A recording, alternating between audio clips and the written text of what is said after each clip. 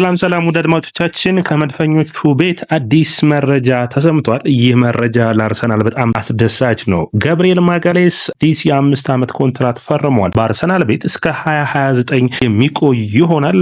1 ዓመት የማራዘም መብትም አላቸው። እስከ 32 ዓመቱ እየተጫዋች በአርሰናል ቤት የመቆየት እድል አለው። 22 ዓመቱ ከ5 ዓመት በፊት አርሰናልን ሲቀላቀል የተጠበቀውን ያክል ሚናውን ከሊል ከመጣ ጊዜ ጀምሮ ለአርሰናል እየሰጠ ከጊዜ ወደ ጊዜ እያደገ አሁን ደግሞ በቡድን ውስጥ የመምራት ኃላፊነቱን በሚገባ እየተወጣ ይገኛል። ገብርኤል ማጋሌስ ከዊሊያም ሳሊባ ጋር ባለፉት 2 ዓመታቶች ምርጥ ብቃታቸውን አሳይተዋል። ባለፉት 3 ዓመታት ማለት የሚቻል ነው። ጥሩ ጥምረት ያላቸው፣ አንዱ ለአንዱ ተመጋጋቢ የሆነ ብቃት ያላቸው ናቸው። ሳሊባ በመረጋጋቱ ኳሱን በመያዝ ሮል ሮይስ የሚሉት ነው እንግዲህ ተረጋጋ ብራንድ ያለው በጣም ራሱን መንከባከብና ከኳስ ጋር ያለው ምቾት ሲከላከል በጽድት ባለ ፐርፎርማንስ ሲሆን ገብርኤል ማጋሌስ ደግሞ የሚናገረው የሚፋለመው ነገሮች ሲመጡ ለመፈጸምና የአየር ላይ ሁኔታዎችን ለመቆጣጠር የሚጥሩ ናቸው። ሁለቱም ረጃጅሞች ስለሆኑ ከሜትር ከ90 በላይ ናቸው። ሁለቱም ለአርሰናል የተለየን የመከላከል መስመር ባለፉት 3 ዓመታቶች ሰጥቶታል። አርሰናል ባለፉት 3 ዓመታት በፕሪሚየር ሊጉ ሲፎካከር የሁለቱ የመከላከል ጥምረት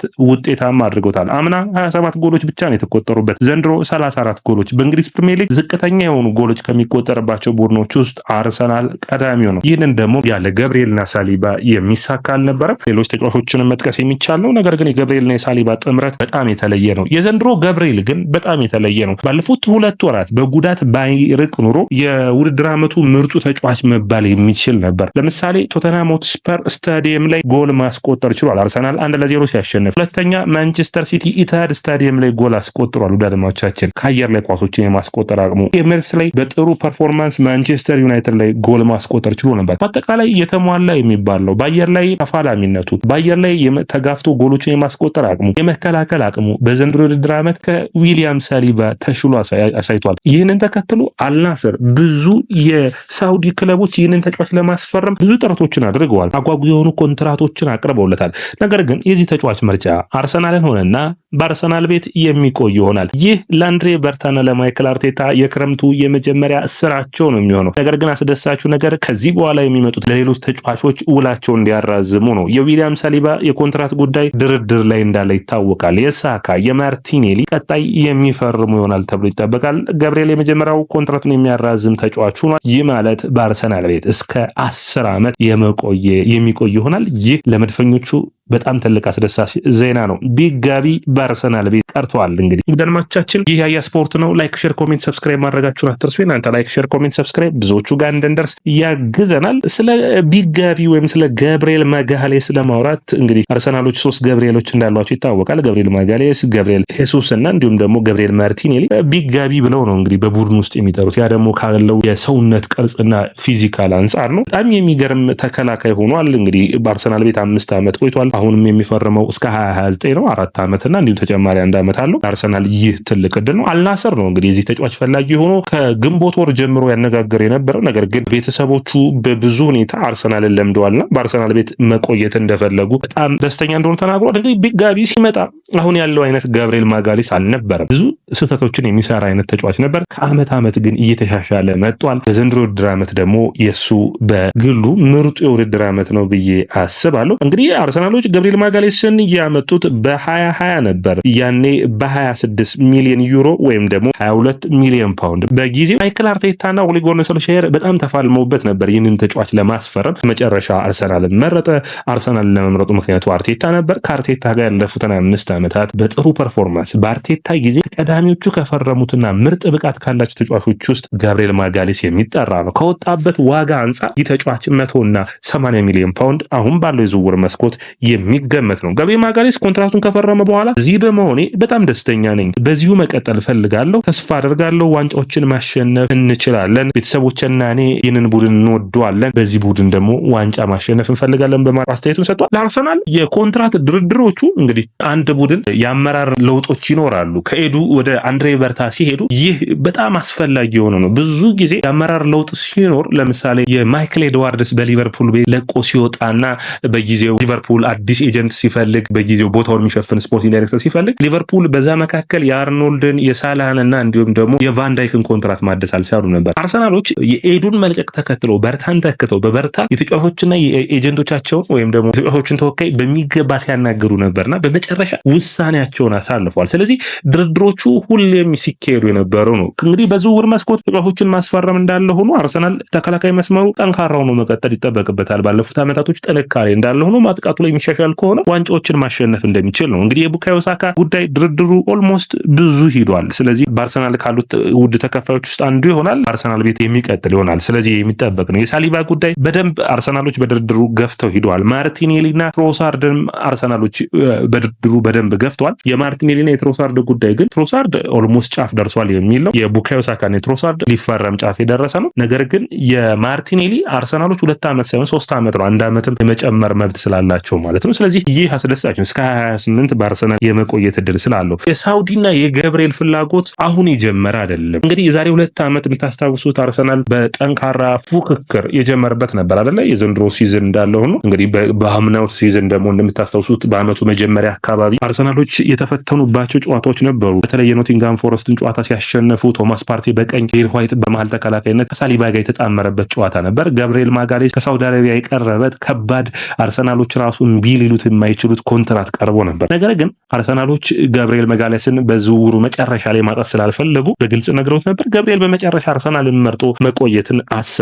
ያ ደግሞ ውጤታማ ሲያደርገው አይተናል። ክሪስታል ፓላስ ጨዋታ ማመልጦታል። በተለይ ደግሞ የፉልሃሙ ጨዋታ ማመልጦታል። የኖቲንጋም ፎረስት ጨዋታ የምታስታውሱት በጣም በጥሩ ክህሎት ለአርሰናል ለመጀመሪያ ጊዜ ፈርሙ የተጫወተ የነበረው ቲምበር በጉዳት የወጣበትና የኤሲኤል የውድድር ዓመቱን ጉዳት ምክንያት የራቀበት ነበር። የክሪስታል ፓላሱ ከሜዳው ውጭ አርሰናል ያሸነፈበት ጨዋታ ነበር። የፉልሃሙ ጨዋታ ግን ገብርኤል ማጋሌስን የሚያስታውስ ነው። እንግዲህ አርሰናሎች 1-0 እየተመሩ 2-1 እንዳደረጉና የኒኪታ ጎሎች ሁለቱ በተከታታይ ከፋቢዮ ቪዬራ እና ከማርቲኔሊ የተቀበላቸው። ከዛ በኋላ ግን አርሰናል በ10 ተጫዋች ባለው ፉልሃም ጎል ተቆጠረበት። ይህ ጎል ሲቆጠርበት ፓውሊኒያ ነበር ከአየር ላይ ያስቆጠረው። ገብርኤል ተቀያሪ ላይ ሆኖ ያ የዝውውር መስኮቱ እስከሚዘጋ ድረስ ይጠብቅ ነበር እና ማይክል አርቴታ ቡድኑ እንዲረበሽ አልፈለገም። በዝውውሮች ላይ ድርድር የሚያደርግን ተጫዋች ቋሚ 11 ውስጥ ማሰለፍ ስለማይችል ያንን ግን በሚገባ ተወጡና የውድድር ዓመቱ ላይ በ2 ነጥብ ተበልጠው ማንቸስተር ሲቲ ቻምፒዮን ሆነ። አርሰናሎች አሁን ይህንን ሁኔታ በሚገባ ተረድተው በዘንድሮ የውድድር ዓመት ግን ቀድመው ኮንትራቱን ለማደስ ሞክረዋል። እንግዲህ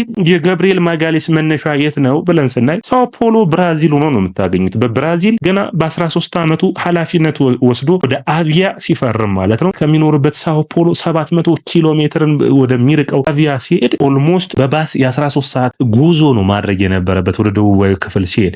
በአቪያ በ18 ዓመቱ በመጀመሪያው ጨዋታ በተጫወተበት ወይም ደግሞ ለመጀመሪያ ጊዜ ቡድኑ ወክሎ በዋናው ቡድን በተሰለፈበት ጨዋታ ላይ ጎል ማስቆጠር ችሎ ነበር። በአንድ የውድድር ዓመትን በብራዚል ሊግ ካሳለፈ በኋላ በቀጥታ የሊል መልማዮች ውስጥ አይን ውስጥ ገባ። ወደ ሊል ተዘዋወረ። በሊል 2 ዓመታትን ከተጫወተ በኋላ ግን አርሰናል ይህንን ተጫዋች ለማስፈረም መጣ። አርሰናልና በጊዜው ማንቸስተር ዩናይትድ እኩል ነበር የሚፈልጉት። ነገር ግን ምርጫውን አርሰናል አረገ።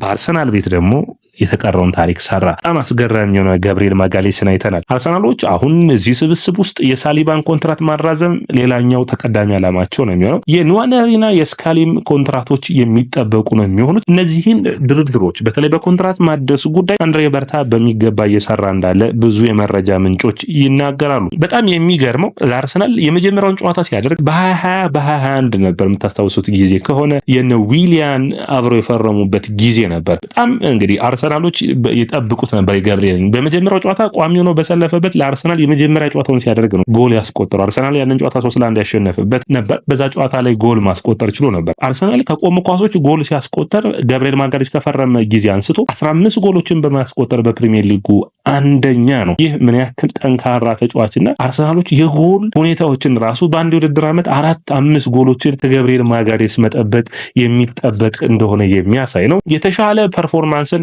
ገብርኤል ማጋሌስ ይጠብቃሉ።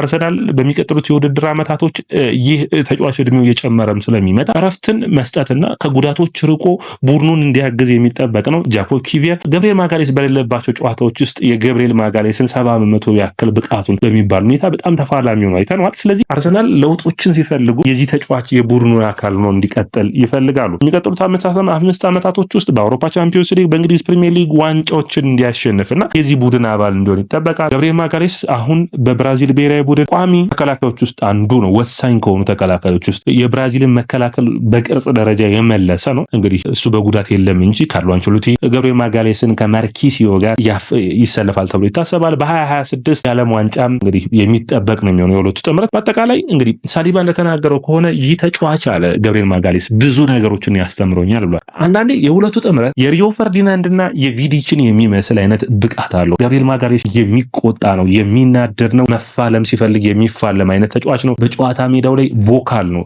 በአርሰናሎች ባለፉት 2 ወራቶች ጃኮብ ኪዊር በገብርኤልን በፐርፎርማንሱ ረገድ ቢመልሰውም ግን እንደ ገብርኤል ግን ቡድኑን አያስተባብርም። ገብርኤል ሜዳ ላይ አምበል ነው። በጣም የሚገርም ሁኔታ ሳሊባ እንዴት መሄድ እንዳለበት ከሳሊባ ጋር የሚናበቡበት መልኩ ባለፉት 3 ዓመታት አብረው የተጫወቱ ተጫዋቾች ናቸው። የሚቀጥሉትን 5 ዓመታት አብረው የሚጫወቱ ከሆነ ለአርሰናሎች ዋንጫ የሚያመጡ ይመስላል። የተለየ ክህሎት ያለው ነው። ባለፉት ዓመታቶች ተጫዋቾችን ለማቆም የሄደበት ጥረት የሚያስገርም ነበር። አንዱ እንግዲህ የሚነሳው ሃላንድ ከገብርኤል የነበረው ጠንካራ ፉክክር ነው። ገብርኤል እድሎችን ላለመስጠት የሚፋለም ሆኗል። ስህተቶችን ይሰራ ነበር። ስህተቶችን ከጊዜ ወደ ጊዜ የቀነሰ መጥቷል። ይህ እንግዲህ የሚደነቅ ባህሪ ነው። ከሳሊባ እንዲሁም የተሻለ ስህተቶችን የማይሰራ ተከላካይ ሆኖ ይታያል። ይህንን ማስቀጠልና ለአርሰናል በቀጣዮቹ ዓመታቶች ውስጥ ዋንጫ እንዲያሸንፉ የዚህ ተጫዋች ሚና የሚጠበቅ ነው የሚሆነው። ሰላም ወደ አድማጮቻችን የስፖርት ነው። ላይክ፣ ሼር፣ ኮሜንት፣ ሰብስክራይብ ማድረጋችሁን አትርሱ።